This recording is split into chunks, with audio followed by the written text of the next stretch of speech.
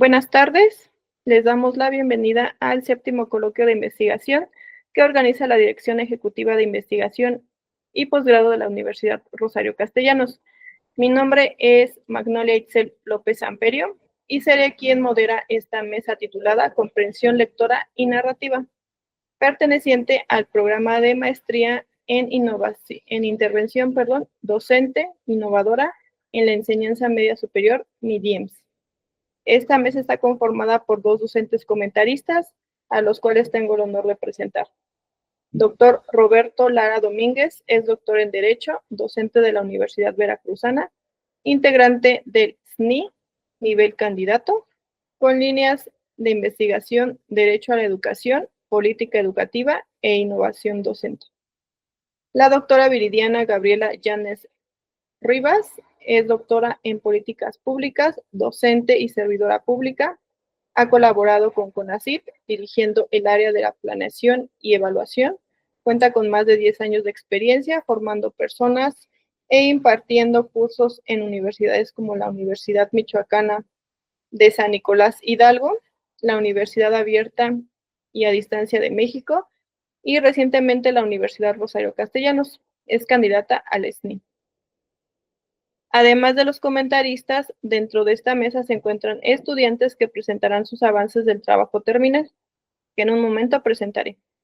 La dinámica de trabajo es que cada estudiante tiene un máximo de 10 minutos para realizar la presentación de sus avances de investigación. Una vez que terminen, los comentaristas tendrán 10 minutos cada uno para realizar la retroalimentación que consideren pertinente.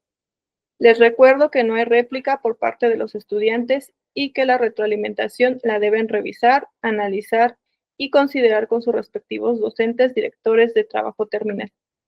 Iniciamos la mesa de trabajo con la presentación de María Elena Bernal González, que presentará su trabajo titulado El desdén a los aprendizajes áulicos, sentimiento que deteriora el aprendizaje y desarrollo de habilidades del alumno. Adelante, por favor.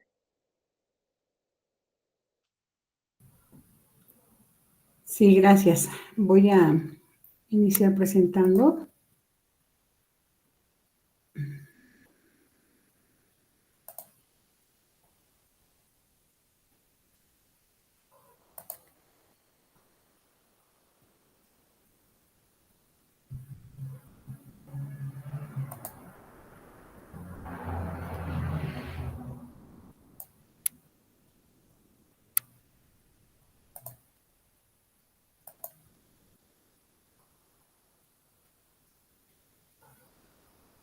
Sí, estoy compartiendo, ¿verdad?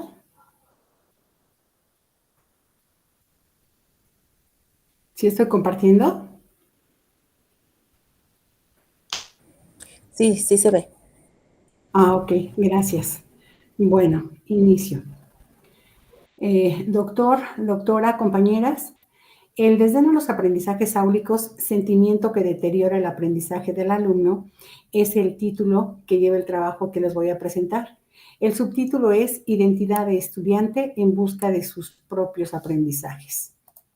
Bueno, para contextualizar, hablemos qué es lo que pasa con los aprendizajes. De ellos se dice que están en un deterioro, tomando en cuenta que el deterioro es la acción y efecto de empeorar o poner en inferior condición algo. Incluso se llega a decir que estamos en pérdida y empobrecimiento de aprendizajes.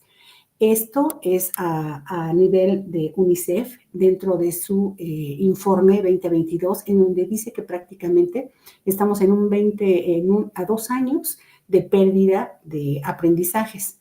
Por lo regular, esto se dice que es originado por el desinterés o la apatía del alumno. El desinterés o la apatía es una actitud que se adquiere a través de estímulos, los cuales pueden ser desde problemas personales del alumno, mala praxis de la práctica educativa, desmotivación del alumno o problemas familiares, entre otros. A esta problemática se le han dado soluciones a partir de políticas educativas, con sus metodologías, estrategias y técnicas correspondientes. Sin embargo, y sin menospreciar el trabajo que se ha hecho, que también se ha avanzado llegamos al mismo círculo, ¿sí? Los aprendizajes que nuevamente se vuelve a presentar en deterioro. La actitud, recordemos, o sea, les interesa una actitud, la actitud se forma y cambia a partir de la experiencia, es decir, desde fuera del individuo. En relación a ello, podemos decir que el desinterés es una actitud que puede hacer sentir a quien la posee culpabilidad. Y bueno, el Colegio de Psicólogos recomienda que es importante indagar su origen.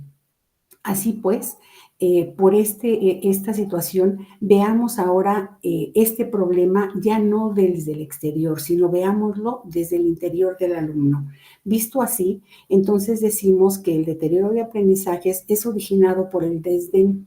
¿Qué es el desdén? Bueno, pues es un mecanismo de defensa que surge para enfrentar un riesgo o situación que resulta molesta. Este desdén se origina, según la rueda de Plutchik, se origina a partir de dos emociones, la aversión y la ira. De manera particular, la aversión lo que provoca es la frustración, entre otras. Vamos a quedarnos por el momento en la frustración, que es una sensación de estar molesto o irritado como resultado de no poder cambiar algo. Y entonces, según las expectativas, nosotros podemos crear en nuestro propio alrededor un algo con grado de motivación para hacer que esta frustración sea menor o mayor, dependiendo de cuál sea nuestro impulso motor. Así pues, llegamos nosotros a decir que el desdén a los aprendizajes son un rechazo por aversión al proceso mediante el que el ser humano adquiere, modifica o refina sus habilidades, destrezas o conocimientos como resultado de la experiencia, del estudio y de la observación. Entonces, el objetivo, con este antecedente, el objetivo del artículo académico que presento es establecer el deterioro de los aprendizajes de los alumnos no como una derivación de una actitud, sino de un sentimiento. ¿Por qué es importante dejar patente esta teoría? Pues porque conocer y reconocer las emociones y sentimientos como raíz de las actitudes del alumnado puede representar el vínculo que ellos necesitan para poder encontrar su identidad como estudiantes y empoderarse para lograr obtener de manera independiente y responsable sus propios aprendizajes. ¿Por qué la importancia esto de la identidad? Porque el anhelo de identidad procede del deseo de seguridad, porque flotar sin apoyos en un espacio pobremente definido se convierte a largo plazo en un enervante estado propenso a la ansiedad, según lo dice Bauman. Perdón. ¿Cómo es que nosotros empezamos a hacer esta investigación? Bueno, la metodología de investigación que se va a efectuar es a partir del modelo epistémico fenomenológico, porque su campo de acción es el estudio de las experiencias de lo real, bajo el método de teoría fundamentada por su cercanía con los datos de recogida. La estrategia metodológica que se va a utilizar es la categoría de análisis porque describen el objeto de estudio. La recogida de datos será a través de la técnica de entrevistas semiestructurada, individual y de grupos, y la muestra que se está seleccionando para las entrevistas individuales son alumnos que obtuvieron 9 y 10, 6 y 7 y que no aprobaron en su primer corte del ciclo 2024A. Para los grupos de grupo focal, ahí se seleccionaron, simplemente se les informó a los alumnos cuáles eran los objetivos de la entrevista, de tal manera que solamente participaron aquellos que lo desearon. Así pues, a través de este análisis de categorías junto con la teoría fundamentada, al momento de analizar las entrevistas, se pudieron obtener 5 categorías, cada una con sus subcategorías. Para la categoría de análisis tenemos desdén de los aprendizajes con aversión, temor y frustración, confianza, tenemos la utilidad de las asignaturas. Para los intereses fue empatía, necesidad y objetivos escolares, y en la toma de decisiones fue el conocimiento de sí mismo y la autopercepción, para finalmente en las creencias dejar autodefensa. Aquí solamente déjenme compartirles 2 aspectos muy importantes. El primero, los alumnos al analizar las entrevistas tienen confianza en la utilidad de las asignaturas y de la de su escuela. Saben que los va a sacar a flote. Por otro lado, tienen una creencia muy, muy rara y es, si estudio no apruebo y si no estudio apruebo. Y la otra, que no sé si sea, resulta que ellos dicen que si estudian se pueden enterar de que no saben y qué feo no enterarse de que uno no sabe. Así pues llegamos a la siguiente en donde decimos, ¿de qué se va a defender? Bueno, pues se va a defender justamente de eso. La culpa de hacer consciente un deseo prohibido o la vergüenza o miedo de transgredir una ley y por la otra, que es la frustración por no poder llevarlo a cabo. Algunos de los hallazgos que hemos obtenido, bueno, aún no he terminado de hacer todo el análisis, solamente comparto los que me parecieron un poquito más importantes. Y bueno, tenemos, los alumnos dijeron que hablan en clase porque están aburridos. Y bueno, el aburrimiento es un estado de ánimo que muestra insatisfacción. Y esa insatisfacción, a partir de esa insatisfacción, inferimos que les origina aversión, que es un comportamiento de rechazo. Ahora, la teoría de la aversión a las clases en aula es porque se sienten obligados por sus padres o por los profesores. Y esta situación puede explicitar como causante ahora ya no la aversión, sino de una emoción de mayor intensidad que es el odio. ¿Por qué la importancia de trabajar las emociones? Porque la finalidad de ellas es revelar la necesidad por las que están emergiendo. Entonces, gracias a la versión del alumnado captada en las aulas, vemos que su necesidad áulica es evitar la insatisfacción por aburrimiento. Y la única solución que ellos ven es platicar o pensar en cualquier otra situación. El caso es alejarse de esa emoción que les produce aburrimiento y sueño.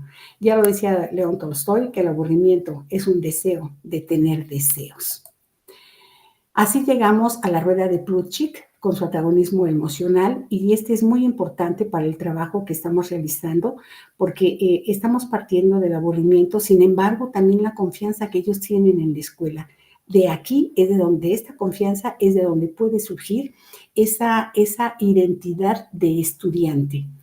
Para poder originar la discusión, solamente les comparto algunos títulos que sí van a servir, y es La modernidad líquida de Bauman, La sociedad del cansancio de Byung-Chul, El grito manso de Paulo Freire, Las emociones, sentimientos y necesidades de Miriam Muñoz, Las juventudes fragmentadas de Sarabi. Y bueno, solamente permítanme compartirles este pequeño sentencia, ¿no? Entre la aversión y la confianza en los aprendizajes hay un solo paso, se llama identidad del estudiante. Y la identidad de estudiante es el puente para transitar del desdén al deseo de los aprendizajes. Muchas gracias.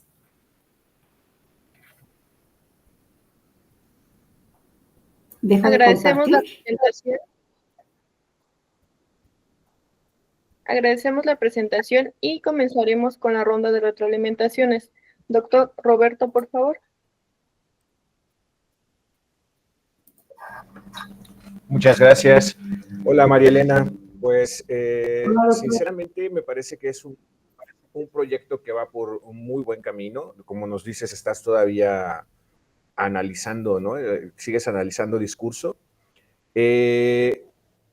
Son categorías bastante difíciles, porque además son categorías que no son fáciles de encontrar dentro de los distintos discursos, pero considero que pues, tu avance, además de que es bastante significativo, me parece muy interesante, porque muy pocas veces se hace como esta búsqueda dentro de la parte emocional y la parte actitudinal de lo que justamente sucede en las aulas, ¿no? Y que puede ser un elemento que a futuro, ¿no? Una vez que está bien construido, muy importante para la toma de decisiones, sobre todo en la política, que tiende a ser más, la política educativa, por supuesto, que tiende a ser más, a decantarse más por dato más duro, objetivo, ¿no?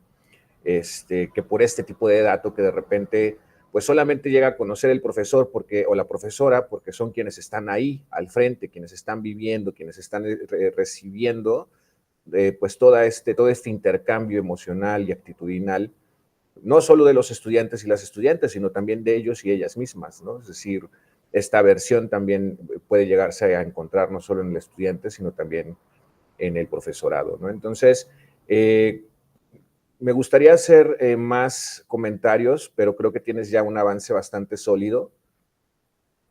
Creo que ya estaría un poquito, desde mi punto de vista, por supuesto, un poquito superado el poder, el meterme a cuestiones metodológicas y demás, que además creo que están muy bien hechas, sino que ya tendríamos que empezar a ver o a visualizar ya tus resultados ya construidos, ¿no? Para poder, a partir de eso, como tú decías en tu presentación, pues abrir diálogos, ¿no? Y tal vez a partir, con base en esos diálogos, pues criticarnos y criticar al mismo sistema y a la política educativa, ¿no? Entonces, felicidades, es un muy buen trabajo, me parece muy interesante. Muchas gracias. Doctora Viridiana, por favor. Sí, muchas gracias. Buenas tardes a todas, al doctor. Bueno, yo tengo, mis comentarios van en dos puntos. Uno sobre la problematización del artículo y otro sobre la metodología. Sí quiero decir que me parece, al igual que lo menciona el doctor Lara, que sin duda es un estudio que me parece relevante por el abordaje en términos de la problemática del estudiante, en términos de las emociones. Sin embargo, estos comentarios que voy a hacerte, María Elena, van en torno a robustecer la forma en que estás planteando el documento, porque pueden tener algunas debilidades que yo observo simplemente por lo que presentaste y por lo que vi en el avance que nos compartiste. En principio me parece que en la problemática lo estás planteando de manera conceptual, el tema de la crisis de los aprendizajes o de que hay 2 años de aprendizajes perdidos. Mencionas ahí al UNICEF. Sin embargo, creo que sí es importante, aunque tu tesis es evidentemente cualitativa, sí colocar, por lo menos en el planteamiento del problema, algunos datos y cifras que nos puedan demostrar lo que la UNICEF está diciendo, porque la UNICEF llegó a esa conclusión a partir del análisis de algunos aprendizajes a través seguramente de pruebas estandarizadas, que fueron las que le sirvieron de insumos para construir esta conclusión o generar este hallazgo.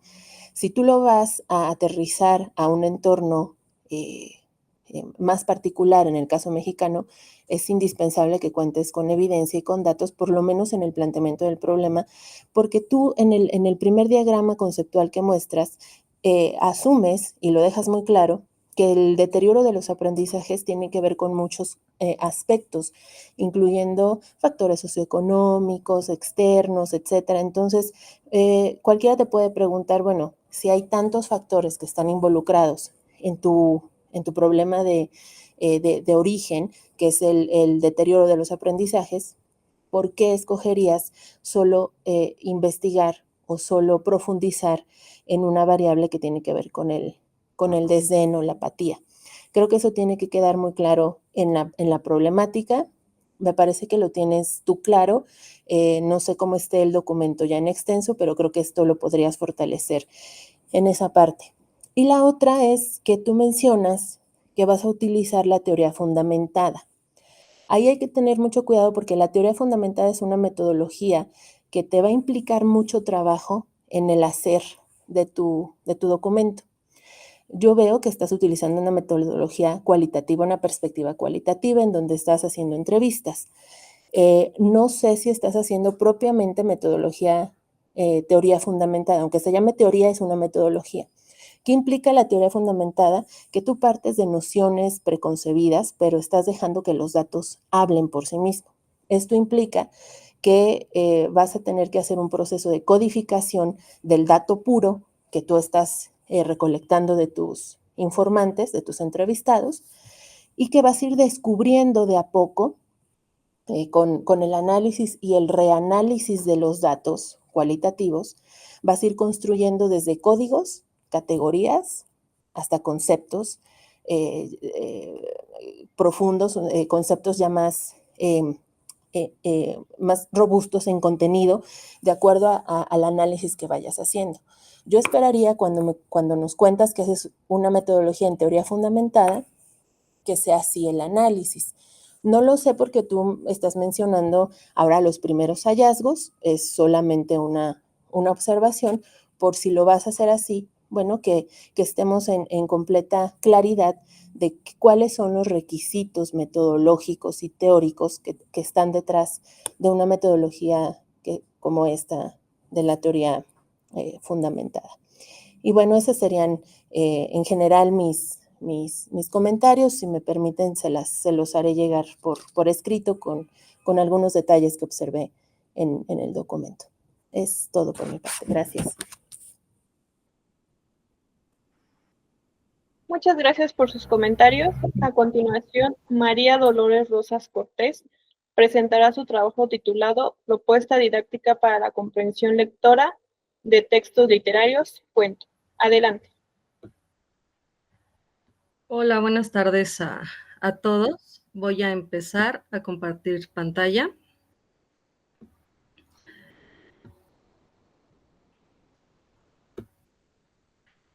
Ok, ya está la presentación, no sé si ya esté corriendo. Ya se visualiza. Ok, muchas gracias. Bueno, yo soy la licenciada Dolores Rosas, como ya se mencionó, el título de mi intervención, de mi proyecto de intervención, es Propuesta didáctica para la comprensión lectora de textos literarios, cuento. Esta es la agenda en cómo se van a ir presentando los contenidos. Pues bueno,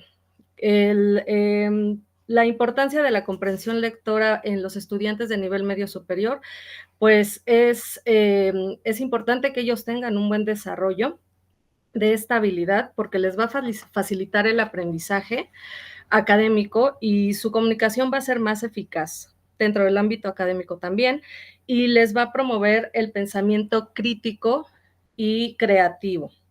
Ahora bien, a grandes rasgos, la comprensión de lectura, pues es esta habilidad de desarrollar significados a través del reconocimiento de las ideas más importantes del texto para así hacer una interpretación de ese mismo texto.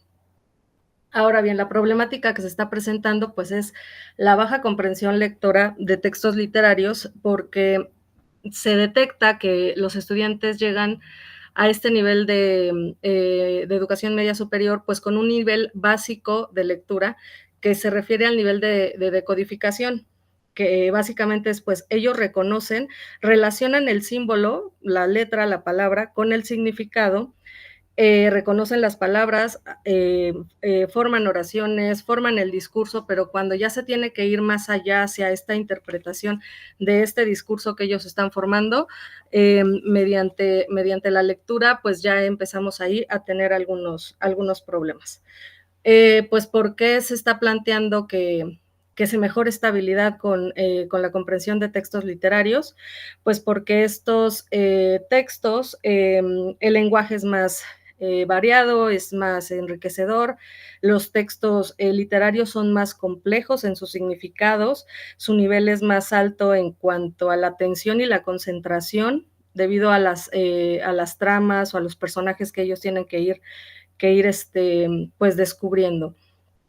Este proyecto de intervención pues se plantea que el género literario narrativo, específicamente el cuento, sea el que se utilice para desarrollar esta estrategia y mi proyecto de intervención se va a realizar en la Escuela Preparatoria Oficial número 216 en la asignatura de Lenguaje y Comunicación del tercer semestre. Mi marco teórico, uno de las autoras que estamos presentando es Isabel Solé. Ella retoma esto que les comentaba yo de la decodificación, lo llama lectura de bajo nivel, que es pues que esta lectura está ya muy automatizada, ¿no? Y se requiere ya en un estudiante de nivel medio superior que la lectura sea de alto nivel, que ya las habilidades que ellos hacen en la comprensión, pues ya les permitan determinar la intencionalidad del autor, identificar las ideas principales y pues ya abstraer las ideas y las esencias principales del texto. También en el marco teórico se está abordando lo siguiente, esto para entender un poco más los procesos cognitivos que se dan cuando se lleva a cabo la comprensión lectora. El autor Emilio Sánchez clasifica los siguientes niveles en la actividad mental en el proceso de la comprensión lectora, que son primero procesos locales, después procesos globales, después procesos de interacción y por último procesos de control metacognitivo. Van Dijk y Kinch, en su libro de estrategias de comprensión del discurso, pues plantean que la comprensión del texto se centra en el lector. Ellos presentan los siguientes niveles de representación, integración del conocimiento, producción de inferencias, monitoreo y regulación y por último, estrategias de lectura. Retomando esta idea de los textos literarios, el autor Daniel Kazan también habla de que los textos literarios pues ayudan a mejorar esta comprensión lectora, porque digamos que los textos literarios retan al estudiante en esta habilidad, van reconstruyendo su habilidad lectora y los textos literarios pues les presentan varias perspectivas y varios temas, una capacidad mayor de análisis. Los antecedentes de la situación. En México, PISA, que es el Programa para la Evaluación Internacional de los Estudiantes, pues ha analizado desde el 2000 la capacidad lectora en México. Los últimos datos, que son del 2022, pues el puntaje obtenido para México ha sido de 415, que fue el dato más bajo desde que se empezó a hacer la medición aquí en México. Esta es una gráfica donde se puede ver lo que se ha medido de la comprensión lectora y pues que va a la baja. También no podemos omitir que el COVID tuvo un impacto, por ejemplo, 33.6 millones de personas entre 6 y 29 años inscritas en el ciclo escolar 2019-20, solo 5.2 millones no se inscribieron al siguiente ciclo escolar. También la SEP estableció un programa llamado Aprende en Casa, pero tampoco pues tuvo resultados eficaces. Como ya les mencioné, pues se está haciendo la implantación de este modelo de intervención en la preparatoria oficial 216, que se localiza en Tecámac, en el Estado de México. El modelo de intervención plantea que haya una mejora en la comprensión lectora del cuento para que el estudiante pase de este nivel de decodificación, y se plantean las estrategias donde el estudiante reconozca los elementos principales dentro del cuento. Los elementos principales que se están manejando es argumento o trama de la historia, narrador, personaje principal, espacio donde ocurre la historia y tema de la historia. El objetivo de la intervención es diseñar una intervención pedagógica mediante la estrategia de gamificación para mejorar la habilidad de comprensión lectora de textos narrativos, cuento. Los objetivos específicos es desarrollar habilidades para identificar los elementos principales del cuento, promover el trabajo colaborativo entre estudiantes para que hagan reflexiones sobre el cuento, mejorar la comprensión lectora del cuento a través de un enfoque lúdico, fomentar un pensamiento crítico en los estudiantes mediante la identificación del tema del cuento. Se tomaron principales estrategias de lectura de Solé y de Kazan, y se hizo una siguiente selección, y mediante esta selección que se hizo, se planificaron las actividades que se están desarrollando en la implantación. Este es el cronograma de cómo va hasta ahora la implantación. Estamos en la fase de implantación, ya lo que es diagnóstico, plan de ejecución y diseño de las estrategias ya está por ahora terminado. La evaluación diagnóstica se realizó a 44 estudiantes. Estos fueron los resultados. Lo que llama la atención es que el 70% de los estudiantes no pueden ubicar cuál es el argumento principal de la historia, no pueden localizar la trama principal, sí pueden reconocer en su mayoría al personaje y al narrador. Algunos confunden estos dos, pero en su mayoría pues puede decirse satisfactorio. Así es con el espacio, el 70% sí lo reconoce, y también aquí cabe destacar que el 86% no reconoce el tema de la narración de un cuento. La propuesta de mejora, del plan de mejora, pues se analizaron los resultados de la evaluación de diagnóstica, y pues se observó que hay que reforzar los conceptos de los elementos principales, porque no tenían bien claro a qué se refería argumento o no tienen bien claro a qué se refiere el tema, entonces había que reforzar estos conceptos. La actividad 1 pues fue una lluvia de ideas en la que se retomó el cuento que se planteó ahí el cuento que se utilizó para la prueba diagnóstica, que fue el cuento de orfandad. Y mediante esta lluvia de ideas, pues en clase presencial se empezaron a tomar elementos y palabras para ir construyendo estos conceptos de los elementos principales que ya les he comentado. Después ellos hicieron por equipos un mapa conceptual de estos elementos principales. Esta actividad todavía no se evalúa porque ellos va a ser una coevaluación entre equipos y por cuestiones internas de la escuela todavía no se ha podido hacer esta coevaluación. Y la actividad 3 se llama misión narrativa, es una actividad en la que por equipos igual ellos van a ir descubriendo, se les va a asignar un cuento y van a ir descubriendo cada elemento principal de la narración. Tienen ellos, por ejemplo, en la primera misión, localizar el argumento y se les va a dar una insignia. No podrán avanzar hacia las demás misiones si no se les ha dado la insignia de que ya completaron pues esa misión. Las conclusiones que se tienen hasta ahora, pues es que después de la evaluación diagnóstica, el análisis de los resultados, pues generaron esta valoración para hacer, para planificar las estrategias y las actividades que iban a seguir. Este modelo pues se adecua a las necesidades de los estudiantes. Las actividades 1 y 2 han sido favorables hasta ahora, sobre todo para reforzar los conocimientos sobre los elementos principales del cuento, y antes de la actividad 3, después de la coevaluación, se pretende hacer una evaluación intermedia de estas actividades. Estas son algunas imágenes pues, de lo que ya se lleva implantado, y estas serían las referencias que hasta ahorita se están tomando para el proyecto. Muchas gracias. Dejaré de compartir pantalla. Agradecemos la presentación y comenzaremos con la ronda de retroalimentaciones. Doctor Roberto, por favor.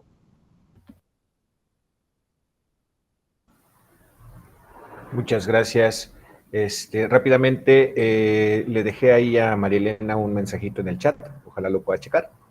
Y por otro lado, Dolores, me parece muy interesante tu trabajo porque justo la comprensión lectora, pues es una de las cuestiones que más se ha acusado, ¿no?, en el país, ¿no? Pareciera que, como dices, PISA, porque ahorita tenemos el índice más bajo desde el 2009, como bien apuntas, pero realmente tampoco hemos logrado llegar a los promedios de la OCDE. Entonces, comprensión lectora es un tema que tendría que trabajarse más.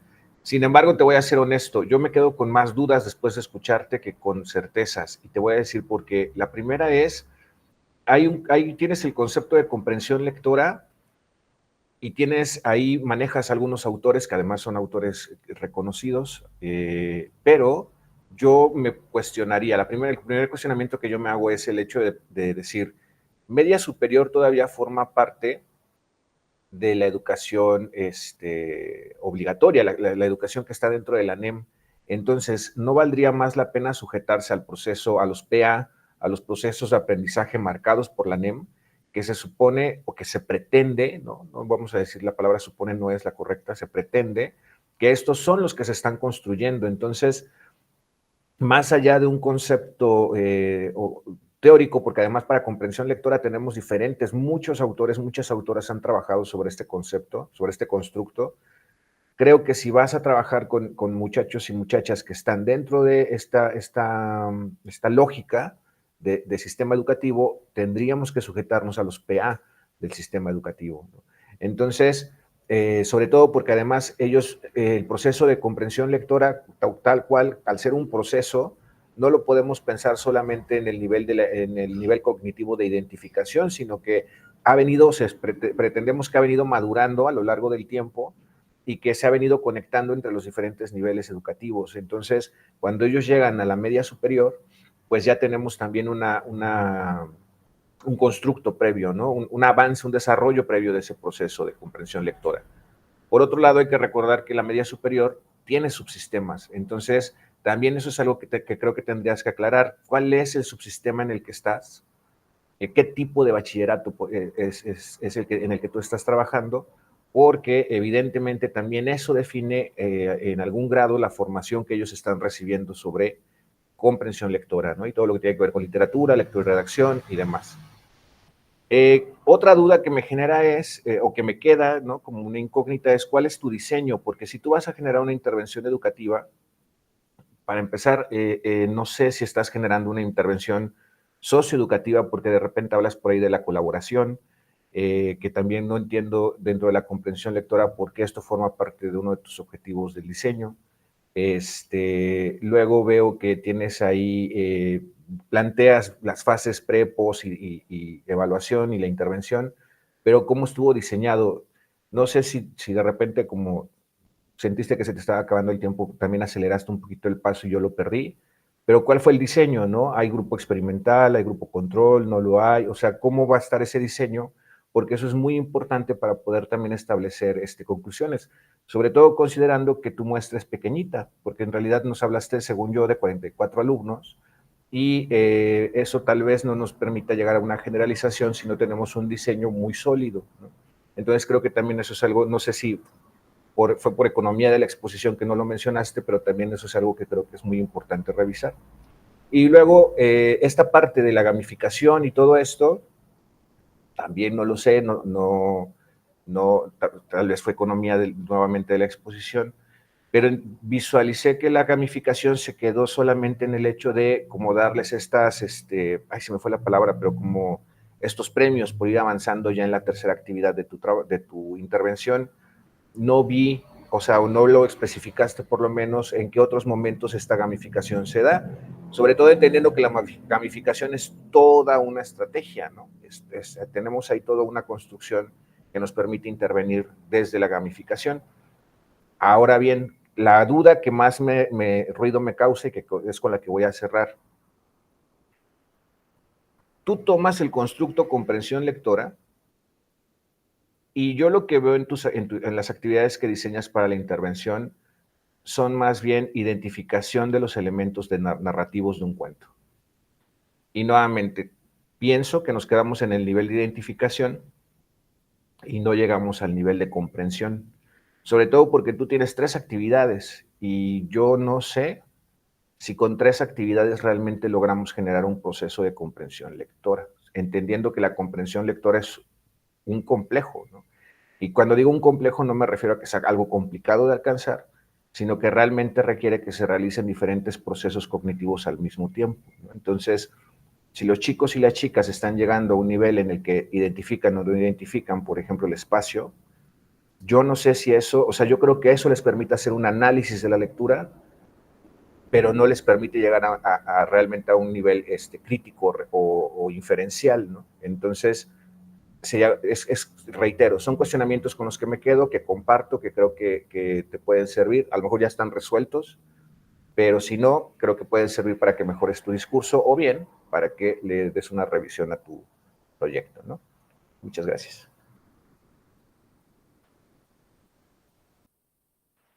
Doctora Viridiana, por favor. Sí, muchas gracias.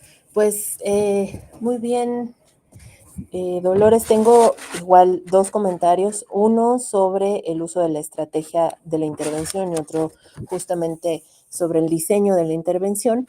En principio, bueno,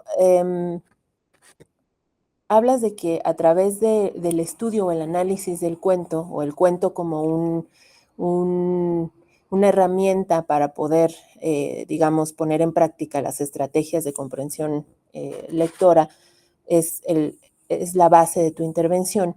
Sin embargo, no queda completamente justificado por qué esa estrategia. Y te voy a decir por qué la preocupación.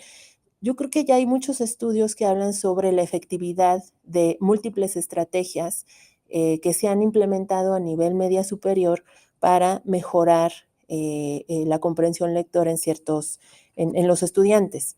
Por ejemplo, hay un estudio de Cadme Galabay de 2020 que justamente decía o dice que de las estrategias más efectivas son, por ejemplo, aulas virtuales, periódicos digitales, conferencias, conversatorios, etcétera, y no hablan propiamente, incluso algunos por ahí hablan de organizadores gráficos, etcétera, ¿no? No alcanzo a ver la justificación de por qué a través del cuento y a través de estas actividades que tú planteaste van a ser las que van a mejorar la comprensión lectora. Ahora, esto nos lleva a la segunda parte de la inquietud. Cuando tú vas a plantear una intervención, hay detrás una teoría causal que implica que hay una problemática que tú tienes identificada, pero cuando tú identificas la problemática en términos de comprensión lectora, como ya te lo comentaron, tienes que identificar claramente cómo lo estás midiendo. ¿Por qué? Porque al final de cuentas tú vas a tener que generar resultados con la intervención que propongas. Entonces, una teoría causal de tu intervención es: tienes una problemática, tú propones una intervención, pero esa intervención está completamente vinculada a esa problemática, es decir, estás asegurando que lo que tú estás proponiendo como actividades son exactamente las estrategias más efectivas para resolver ese problema. Y un problema que es particular porque tu grupo de estudio es pequeño. Entonces, seguramente en el diagnóstico que tú hiciste encontraste particularidades de este grupo por la zona, por el tipo de escuela, por si es turno matutino, vespertino, que seguramente no aplica para el resto de las escuelas. Eso lo tienes que considerar.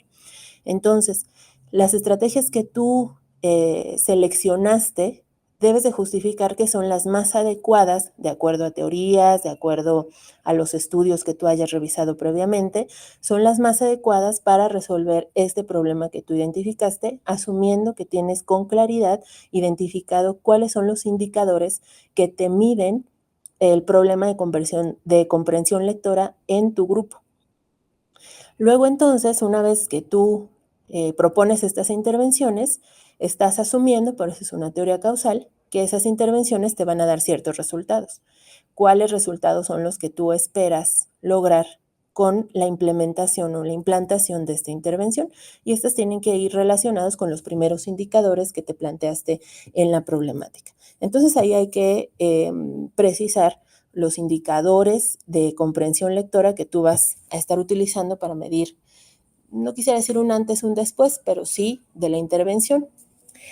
Y lo otro es que justamente el diseño de la intervención es un poco también que nos cuentes cómo seleccionaste a tu grupo, no sé si tú estás al frente de él o por un tema de facilidad que tienes para aplicar las encuestas o pediste permiso. Creo que eso es importante que también nos lo cuentes porque va a afectar positivo o negativamente la forma en tu diseño.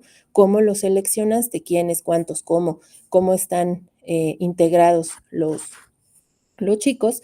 Y justamente, o sea, si es una intervención, uno esperaría que pudieras tener un grupo de control y un grupo de tratamiento para que tú puedas atribuirle a tu intervención el éxito de la mejora en la comprensión lectora en el grupo en el que tú estás trabajando.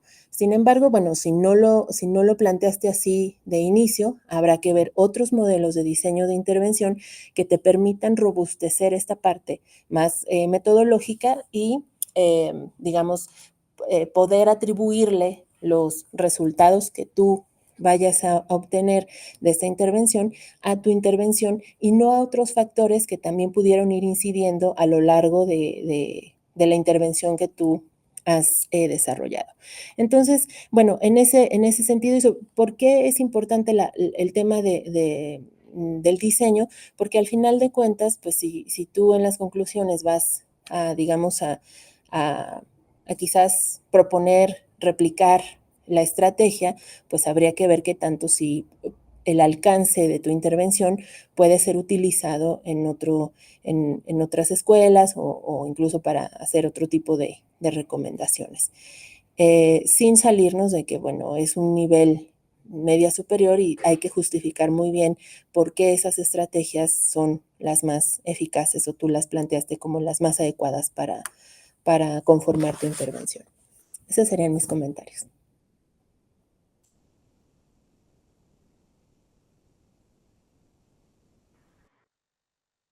Muchas gracias por sus comentarios. A continuación, Alejandra Camacho González presentará su trabajo titulado Fomentando el trabajo colaborativo en el Colegio de Bachilleres, plantel 19, Ecatepec. Adelante. Buenas tardes. Voy a presentar la implementación del programa Fomentando el trabajo colaborativo en el Colegio de Bachilleres, plantel 19, Ecatepec. Permítanme presentarme, mi nombre es Alejandra Camacho González.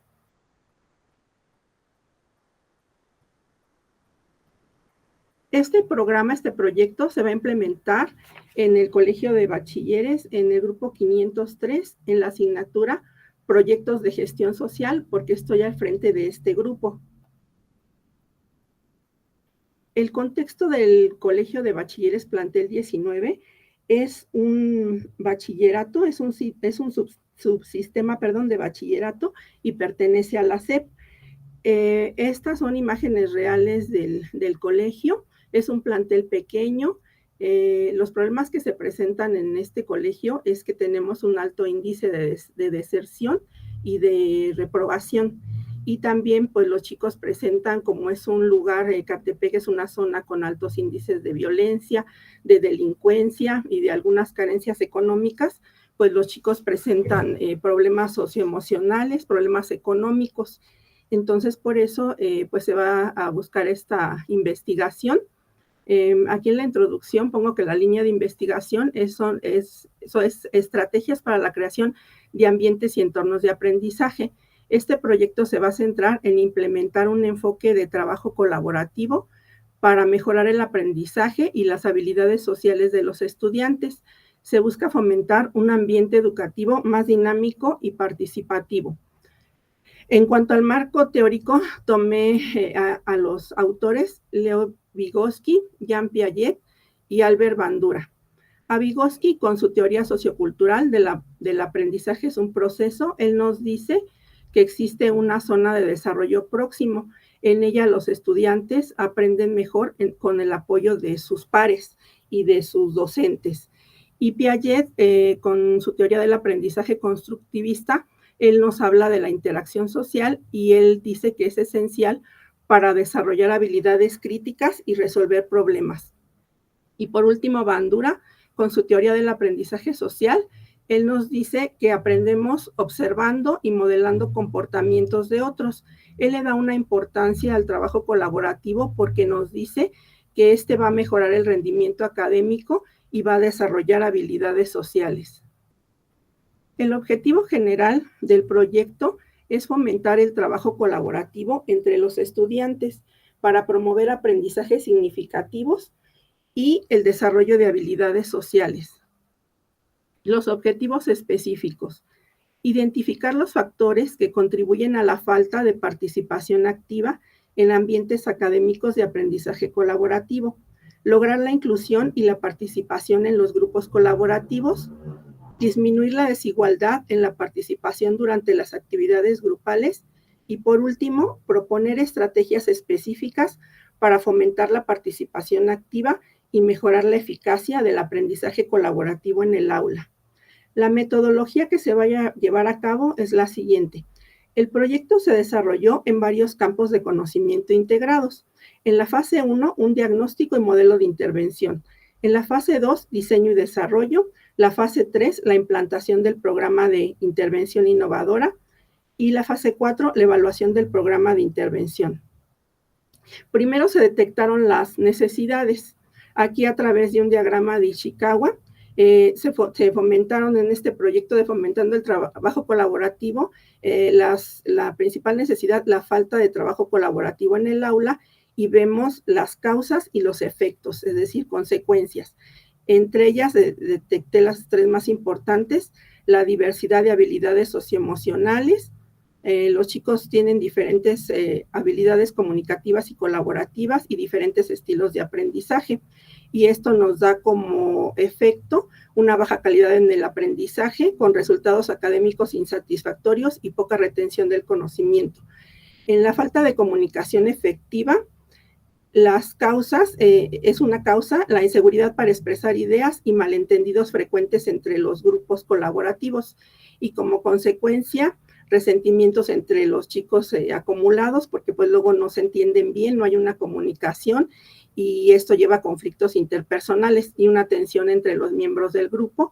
Y por último, la desigualdad en la participación, que sería la causa porque algunos estudiantes asumen más responsabilidades que otros y también existe una falta de motivación en los miembros que son menos activos. Esto nos lleva como efecto una desmotivación general, una pérdida de interés en el trabajo en equipo y un aumento del estrés y la frustración. Como mencionaba en un principio, pues tenemos un alto índice de deserción y de reprobación y pues aquí hay que motivar a los jóvenes. El primero es el diagnóstico y el modelo de intervención. Aquí se realizó el diagnóstico, ya se vieron los antecedentes, las necesidades, para identificar necesidades y áreas de mejora. ¿Qué métodos se utilizaron? Una encuesta y una entrevista a estudiantes y docentes y una observación en el aula. Se tomó una muestra de 34 alumnos y con base a ello se presentan los siguientes resultados. Esta es la encuesta, un cuestionario sobre el trabajo colaborativo, sí se ve, ¿verdad? Que se desarrolló en Google Forms. Son 10 preguntas tipo Likert. Y aquí está, por ejemplo, una de ellas: ¿cómo calificarías la toma de decisiones en tu equipo? Muy importante, importante, moderadamente importante y de poca importancia, y así las demás preguntas que se les aplicaron a los jóvenes. Y aquí es un ejemplo de una de las gráficas, salieron 10 gráficas de qué forma trabajas en un equipo colaborativo con tus compañeros de clase, y aquí observamos que el más del 50%, el 56% dice que ocasionalmente en equipo. Los resultados, pues identificamos la falta de habilidades colaborativas entre los estudiantes, como la falta de participación activa y falta de habilidades sociales.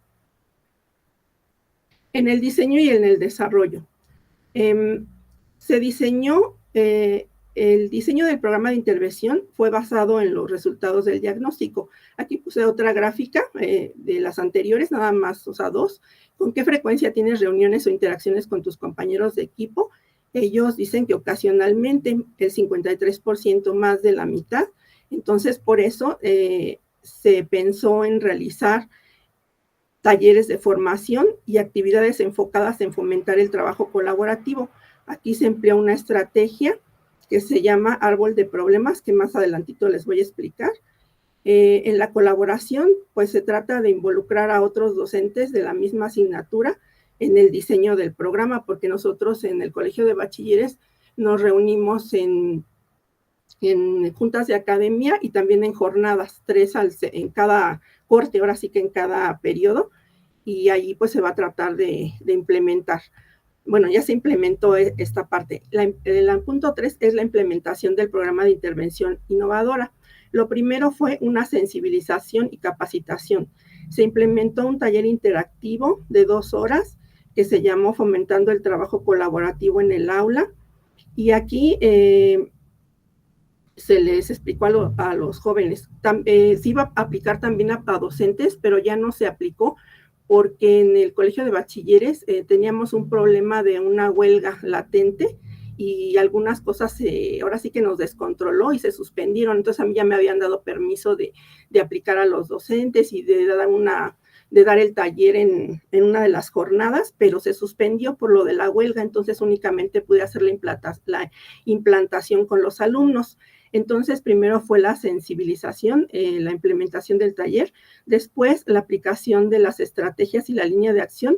Se realizaron dinámicas grupales, que es construyendo un árbol de problemas para identificar los desafíos en la colaboración, y proyectos colaborativos en los estudiantes, que ahorita les voy a explicar porque nosotros en esta materia se llama proyectos de gestión social y los jóvenes realizan un proyecto de gestión social.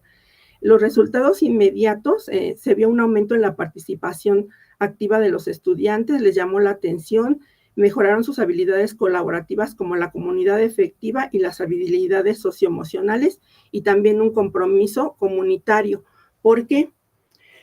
Porque este programa se implementó de la siguiente forma. En el Colegio de Bachilleres nosotros no contamos con las herramientas y los medios necesarios para poder trabajar con las TICs, con las tecnologías de la información y la comunicación. Entonces se trabajó de manera sincrónica y de manera asincrónica. De manera sincrónica se les pidió a los chicos que ellos investigaran problemas sociales. Entre ellos investigaron la pobreza, la inseguridad, las inundaciones, la falta de agua potable, la inseguridad afuera del plantel y el abuso de poder de la policía, todo ello en el municipio de Ecatepec y la zona metropolitana. Entonces, investigaron sobre los problemas y después de que ellos investigaron, hicieron su investigación, se les solicitó que ya de manera sincrónica ellos trajeran materiales para trabajar en el aula, para elaborar su árbol de problemas, para continuar con el proyecto, porque ellos también, igual que nosotros, están haciendo un proyecto y aún no lo han terminado. Bueno, ya están por terminarlo, pero cuando yo hice la implantación, ellos apenas iban en el diseño del árbol de problemas, identificar el problema, causas y efectos. Entonces, se les pidió materiales como plumones, cartulinas, papel bond, diferentes materiales de papeles de colores verde y café para hacer el árbol, o sea, papel china, crepé, foamy o algún otro material que fuera llamativo y lápiz adhesivo.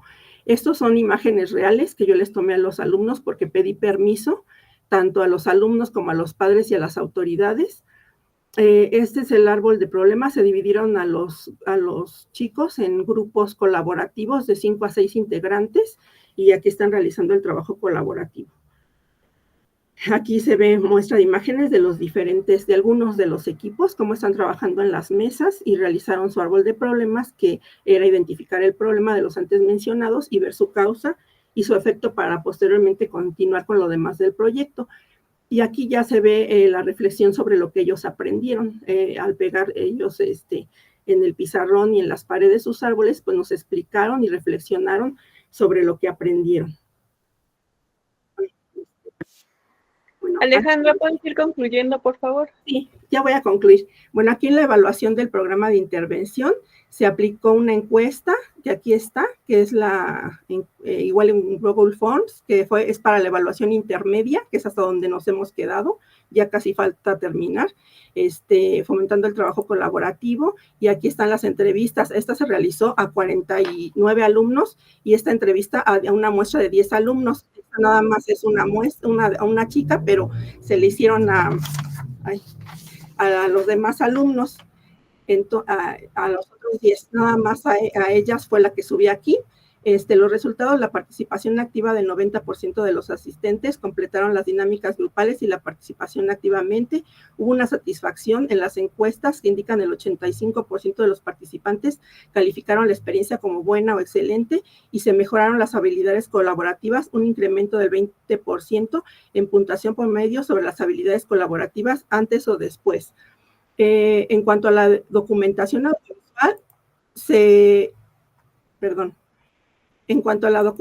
audiovisual, se pidieron permiso, lo que ya mencioné, de los padres, de las autoridades, y de los jóvenes porque son menores de edad, y se capturaron solamente los momentos más importantes, y en las entrevistas fueron breves con los estudiantes sobre lo que aprendieron sobre la simulación y respecto a lo que ellos percibieron sobre cada problema social. Las conclusiones: el impacto del proyecto, la implementación del trabajo colaborativo ha demostrado ser efectiva para enriquecer el aprendizaje. El trabajo colaborativo ha mejorado el ambiente escolar y el aprendizaje, y lo que se recomienda es que pues, este proyecto se continúe fortaleciendo y expandiendo a otras áreas dentro del mismo plantel. Y pues muchas gracias por acompañarnos en este viaje educativo, porque estos jóvenes pues demuestran que el cambio es posible cuando trabajamos unidos por nuestra comunidad. Gracias. Voy a dejar de compartir. Gracias. Agradecemos la presentación y comenzamos con la ronda de retroalimentaciones. Doctor Roberto, por favor. Gracias. Hola, Ale, buenas tardes. Buenas tardes. Pues nuevamente me quedo con algunas dudas que te las voy a compartir para que, no sé, les busques respuesta o incluso te sirvan como detonantes para reflexionar sobre tu propio proyecto de investigación, ¿no? Entonces, primero, comenzaría con, he observado o me he dado cuenta que hay una confusión que de repente cuesta trabajo superarla, que es esta cuestión entre trabajo en equipo y trabajo colaborativo, ¿no? Y entonces son dos cuestiones que son muy distintas y que de repente pareciera que si trabajan los chicos, las chicas en equipo, pareciera que eso ya fomenta el trabajo colaborativo y no necesariamente es así, ¿no? De hecho, por ahí en tu diagnóstico hay algunas preguntas, o mejor dicho, algunas respuestas que nos dan cuenta de esto. Y creo que ahí hay una parte conceptual que es muy importante que definas, ¿no? ¿Cómo estás visualizando el trabajo colaborativo? Y nuevamente, como le decía a María Dolores, creo que el concepto que habría que jalar es justo el de la nueva escuela mexicana, ¿no? Porque ahí es en donde se ha estado fortaleciendo toda esta construcción del trabajo colaborativo y que se ha intentado operacionalizar a PAs y se ha intentado campos de formación y demás que valdría la pena traer a la investigación. Luego, tu marco teórico creo que manejas a tres grandes, ¿no? De las teorías del aprendizaje. Yo no sé qué tanto hacen match entre ellas, ¿no? Qué tanto realmente sí se conjugan. Y yo no sé si realmente sea un sustento para el trabajo colaborativo, cómo se está visualizando dentro de la NEM, ¿no? Yo ahí te aconsejaría que pienses tal vez en ecologías de saberes, ¿no? Como conceptos como paradigmas que podrías traer a tu investigación y que incluso podrían servirte para seguir alimentando tu implantación, porque incluso el árbol de saberes, por ejemplo, de problemas, es muy característico de las investigaciones de acción participativas, que vienen con toda esta lógica de la decolonialidad, la interculturalidad, la ecología de saberes, ¿no? Las ecopedagogías y demás. Entonces, bueno, pienso que la visión que se tiene sobre el trabajo colaborativo es precisamente eso, ¿no?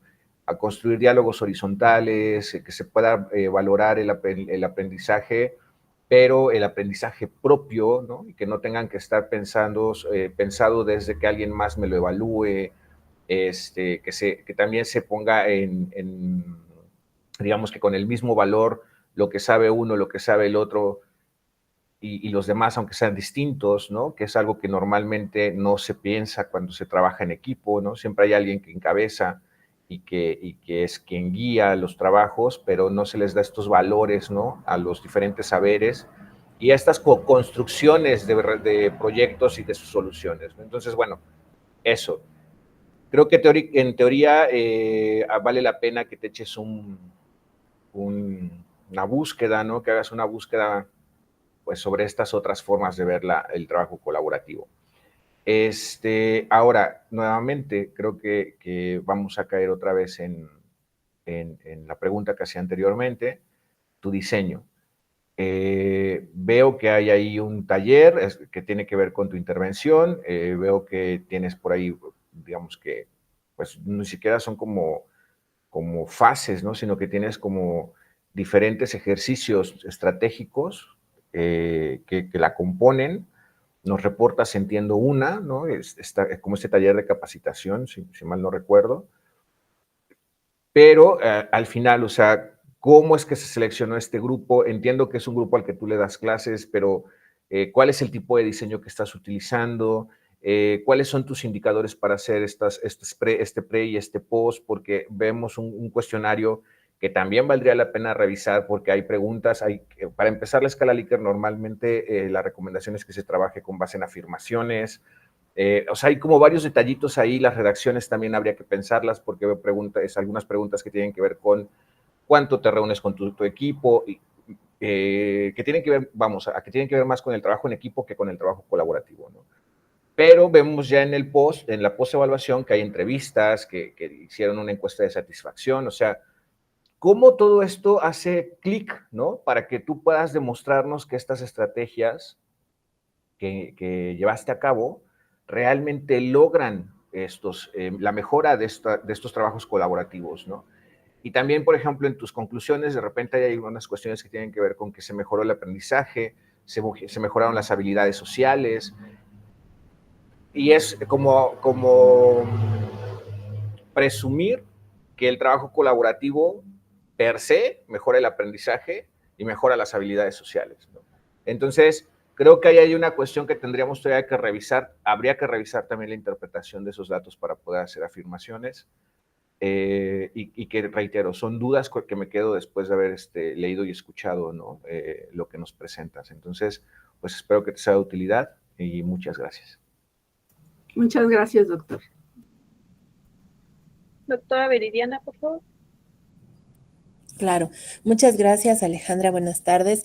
Pues gracias por la presentación. Son dudas similares a las que planteamos a Dolores, porque al final de cuentas es una intervención. Entonces, para no repetir, porque los mismos comentarios en términos de diseño aplican en tu caso, todos aquellos que querramos hacer una intervención tenemos que partir de una problemática que pueda ser medible para que después de la intervención podamos corroborar si estos indicadores cambian o no. Sobre todo, voy a empezar de atrás para adelante. Tú mencionas que en tu evaluación, creo que fue intermedia, por ahí traes un dato, que hay un 20% de incremento en habilidades colaborativas. Habría que ver cómo lo estás midiendo y si eso lo pudiste medir al inicio, porque me cuesta trabajo saber o vincular que las actividades que tú realizaste en la intervención puedan dar como resultado este tipo de conclusiones. Sobre todo porque para mejorar o incrementar habilidades, sí te puedo garantizar que no lo vas a lograr o no lo vas a poder medir en un corto tiempo. Y tu intervención duró seguramente un periodo de tiempo muy corto. Entonces, para que tú puedas asumir que hubo aprendizajes, una mejora en aprendizajes significativos, o se desarrollaron más o mejores habilidades sociales, tiene que pasar un poco más de tiempo y tener una intervención casi que más continua, un poco más permanente, para que pudiéramos en algún momento y con ciertas muchas precisiones metodológicas poder llegar a afirmar este tipo de cosas. Entonces, si no estamos seguros de que esto es así, yo sugeriría que mejor no lo digamos y que el trabajo se quede hasta el alcance que tiene, porque estoy consciente de que, bueno, tú estás trabajando con el grupo que tienes a frente. Entonces, está bien, bueno, es con lo que disponemos, pero entonces podemos hacer una intervención mucho más pequeñita y menos ambiciosa que no vaya a querer, digamos, descubrir hilos negros que no se van a poder por las condiciones que tú ya nos explicaste. Entonces, regresándome un poco, además de esto, nos lleva a ver cómo estás midiendo el tema de trabajo colaborativo. Se trata de operacionalizar las variables o las categorías que están poniendo en el estudio. ¿Qué es trabajo colaborativo? ¿Cómo lo están midiendo? Si tú tienes una evaluación diagnóstica, que por lo que alcancé a ver en el cuestionario son preguntas de percepción, va a ser un diagnóstico un poco limitado para poder hablar en términos de el diagnóstico de tu grupo, de qué tantas o qué, no sé cómo decirlo, qué tanto trabajo colaborativo hacen o no los estudiantes de tu grupo, si se lo dejas a preguntas de percepción. Como ya lo hiciste, y para, digamos, no echar para atrás todo el trabajo que ya has hecho, yo sugiero quizás que lo converses con tu director de tesis, que quizás este diagnóstico se pueda fortalecer aprovechando que tú estás frente al grupo, con algún diagnóstico que tú como su profesora pudieras hacer, en donde sí pudieras generar más información en términos ya más operativos, pero esto te va a llevar a definir con claridad qué es trabajo colaborativo.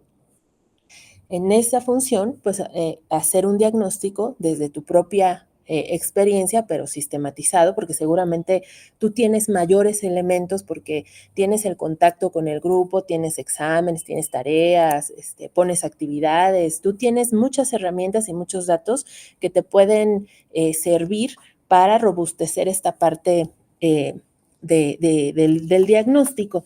Insisto, porque preguntas de percepción creo que no te van a dar para poder generar realmente un diagnóstico completo y muy pues más preciso sobre la problemática. En ese sentido también, por ahí nos presentaste el diagrama de Ishikawa.